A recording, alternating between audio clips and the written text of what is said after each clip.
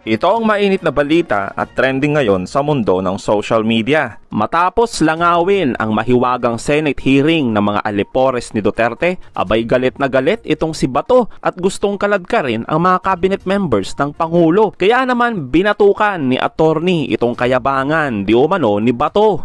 Nasa kanya po yan. Kung magpapasumpi na siya, siguraduhin lamang din po niya na siya po ay magpapakita. Hindi po ba niya natatandaan na nagkaroon na ng first hearing? Siya po yata yung wala. That was an opportunity para sa kanya para magtanong. So wag niyo pong sisihin kung ngayon po ay hindi umaten ang mga cabinet officials natin sa pangalawang hearing po. 6 na oras po ang naging hearing nung una. Sana po dumating siya, nagpakita siya, para po nakapagtanong siya na maayos. Dapat malaman din po ni Senator Bato na ang patungkol po sa executive privilege ay matagal na po ring inayunan ng Supreme Court. Marami na pong kaso na desisyon na ng Supreme Court. Nandiyan po ang Senate versus Ermita. Ang executive privilege ay patunay lamang po according to the Supreme Court decisions na ito po ay maaaring i-invoke ng ating Pangulo at ng kanyang mga high-ranking officials. Especially kung ito ay mga patungkol sa deliberative process privilege, presidential communications privilege, or state secrets privilege. So sana po mabasa niya po ang mga kasong ito para po siya maliwanagan. To the rescue naman itong si Amy at Cayetano na halatang kampon ng mga Duterte. Mantakin nyo naman na gustong ipaimbestiga si General Torre at panagutin umano sa panggigipit sa kanilang bossing Kibuloy at Digong. Kaya naman buwelta sa kabalbalan ng mga alipores ni Duterte. Pero mo, yung nakaamba, yung warrant sa ICC, siya pa yung lakas ng loob na manakot ng subpoena, di ba? Siya pa yung nananakot. Ano yan style bulok? No? Ba't ako makikipag-style bulukan? Di ba? Pag Senate hearing, syempre, may control ng narrative, yung chairman. Pwede kang bara-barahin Pwede kang bara-barahin Kaya nauunawaan ko bakit ayaw nang nilang dumalo. Mukhang klaro naman, unless ikaw ay talagang DDS, mukhang klaro naman yung purpose nung hearing. Malinaw naman yung purpose na talagang mag-impute ng malice at saka violation ng due process dun sa pagkakahuli ng presidente, dating presidente, para in a way ay mabago magpatuloy yung narrative na ito ay hindi usapin ng crimes against humanity. Ito ay hindi usapin ng crimes against humanity sa mga pamilya ng mga EJK victims, kung hindi ito ay usapin ng due process ng ex-president. Ito ay usapin ng matanda na kinidnap at nilabag ang mga karapatan. So doon nila labanan ito ng narrative. At yung Senate hearing ay pagpapatuloy ng ganun klaseng narrative. At hindi lamang naman yung gobyerno, kung hindi mga human rights groups, civil society, etc. ay gusto lang iwanan yung naratibo na yon. Kaya itong Senate hearing ay mga huling kislot nung ganong klaseng narrative. Dahil malaking bahagi ng ating bansa ay umalis na ron Hindi na pinag-uusapan yan Nakapagsalita na yung mga legal luminaries tungkol dun sa legality nitong pagka-arrest ni Digong, yung jurisdiction ng ICC kay Digong, yung pag-invoke ng International Humanitarian Law na naging Republic Act noong 2009. So ang dami ng mga pandito usapin. At ang nakakalimutan, yung crimes against humanity. Doon na tayo pumunta. Dahil doon na papunta yung kaso. Hindi na itong mga debate na ito na alam mo naman sa Pilipinas, pag-uusapan yan forever. Pag-uusapan yan ng lahat ng tambay sa kanto. So itong kay Amy ay paghabol dito. Lalo na dahil natanggal na siya o sinipa na siya sa administration slate. Ito yung kanyang bahagi ng paghihigante. Sabi nga niya, darating din yung oras ng paghihigante. Ito sinisimulan na niya. Ito yung bahagi na yun. Tingin ko, nauunawaan ko dahil dun sa kanyang non-committee report.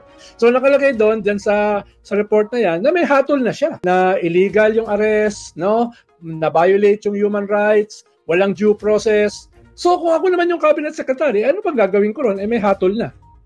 So gagamitin lang ako para sumuportahan yung kanyang hatol. Diba?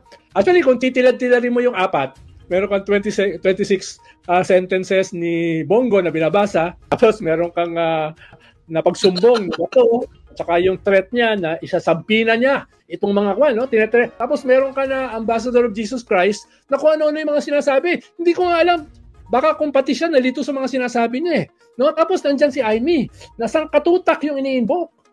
Oras ng paniningil. Yun ang sabi niya, oras ng paniningil.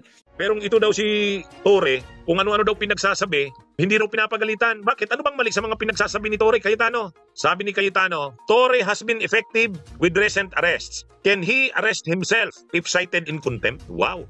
May halong pagbabanta, mga kabunyog, mga kababayan. Kasi nga, hindi umattend si Torre sa pagdinig kahapon. Ngayon, binabantaan nila Cayetano, nila Amy Marcos sa Kanibongo na isusumpi na, i-issuehan ng arrest warrant, isasite in contempt. O ngayon, ang pang-iinsulto ni Cayetano, kapag ba nag-issue ng arrest warrant para kay Torre dahil isasite siya in contempt, aarestuhin niya ba ang sarili niya? Eh di ba ang laking pang-iinsulto nito ni Caldero Cayetano? Ganun yung ganun yung line ng kanyang argumento. Si Torre daw magaling mag-aresto. Inaresto si Kibuloy, inaresto si Duterte. Paano daw kung may warrant of arrest na din si Torre dahil isasite siya in contempt ng Senado? Aarestuhin niya rin daw ba ang sarili niya? Luko-luko tong si Luko-luko tong si Caldero eh. Grabe maka-insult.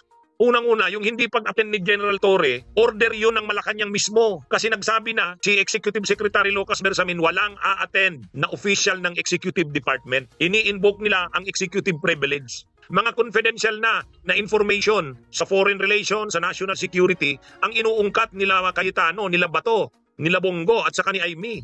Ngayon, hindi na umattend si Torre kasi nga may nagsabi na si Executive Secretary Lucas Bersamin.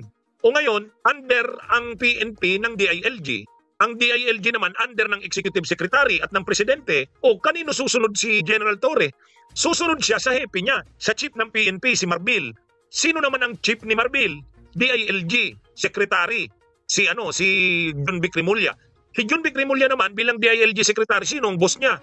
Si Executive Secretary Lucas Bersamin at si PBBM. Kung hindi susunod si Torre sa desisyon ng Malacanang na wag nang umattend, ay siya naman ang papagalitan ng kanyang mga superior. Sino bang superior niya? Kayo, Cayetano? Sino ba ang superior niya? Kayo, nila Amy Marcos, sila Bongo, sila Bato? Talagang itong si Cayetano, ang pagalitan nyo yung Malacanang, wag si Torre. Si Torre ay ginagawa niya lang yung kanyang function. Sumusunod lang siya kung anong order sa kanya. Hindi, ang gusto talaga nito nila Cayetano, si Torre talaga eh. Si Torre talaga ang pinag-iinitan nila. Ito pa, sabi pa ni Cayetano, hindi raw pwedeng i-invoke ni Torre ang executive privilege. Kasi nag-a-apply lang daw ang executive privilege kapag kinausap siya ng presidente directly.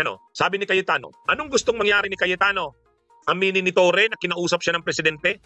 Anong gustong mangyari ni Cayetano? Idiin si PBBM? Mukhang si PBBM talaga ang target ng mga ito eh. Si PBBM ang target nila. Gagamitin niyo pa si Torre para ituro si PBBM. Hindi naman gagawin ni Torre yon. Ang style ngayon ni Cayetano, ginigipit itong si Torre. Ang sabi ni Cayetano, hindi pwedeng i-invoke ni Torre ang executive privilege. Maliban na lang kung direkta daw ni kinausap ni Marcos, ni PBBM, si Torre. Bakit? Ano bang gustong mangyari nila Cayetano? Anong mangyari nila Amy? Palabasin na ang nag-order ang nagpapagalaw noon, ang nag-i-instruction noon kay Torre ay si PBBM? Mukhang yun ang gustong mangyari nito nila Cayetano. Kaya madiin si PBBM. Kaya ito, ay opener ito kila Marcos, kila PBBM. Hindi nyo na talaga kakampi itong mga Cayetano. Malinaw gusto nila gipitin si Torre, pigain si Torre, hanggang sa pasabihin si Torre na ang nag-order sa kanya ay si PBBM. Kung ganyan na, ang gustong mangyari nila Cayetano, si PBBM na ang tinatarget nila. Ginagamit lang nila si Torre. Gusto nilang gipitin si Torre. Kaya ito dapat sa parte ng administrasyon, pag-isipan nyo kung isasama nyo pa rin si Pia Cayetano sa lineup nyo.